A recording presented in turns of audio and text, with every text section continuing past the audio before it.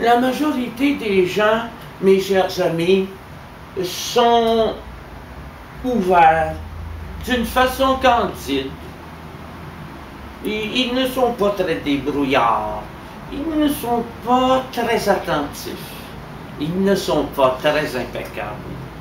Alors ils ont une ouverture naïve au monde, et à cause de cette ouverture, ils perdent leur essence qui s'échappe hors de leur propre immanence. Et ils deviennent perdus dans le monde. Donc, des spécimens humains qui se sont dissipés. Bien entendu, lorsque par un travail sur soi, on parvient à s'interroger sur sa véritable essence, on paraît soudain se fermer.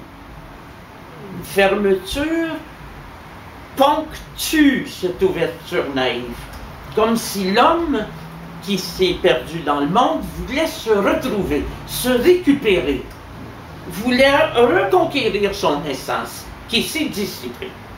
Un peu comme les fleurs qui s'ouvrent le jour, se ferment la nuit et se rouvrent à nouveau le lendemain matin.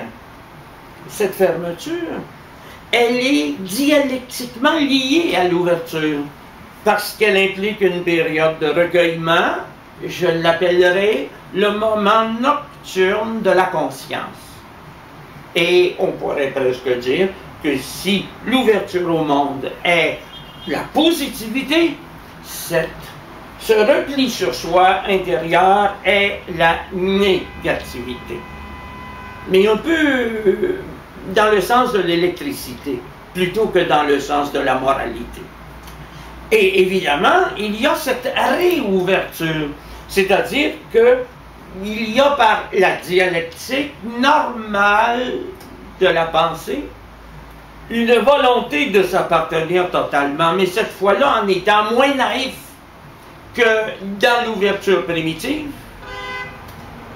comme si on avait demandé à l'intériorité de féconder l'extériorité,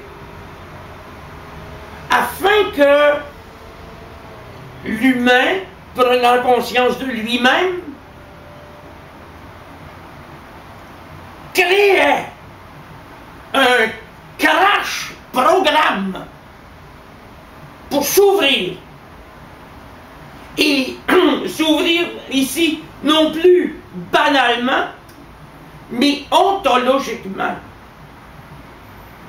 Et évidemment, à ce niveau-là, il n'y a plus l'extérieur, il n'y a plus l'intérieur. Nous vivons dans le monde de l'immanence. Et finalement, l'ouverture n'a d'autre but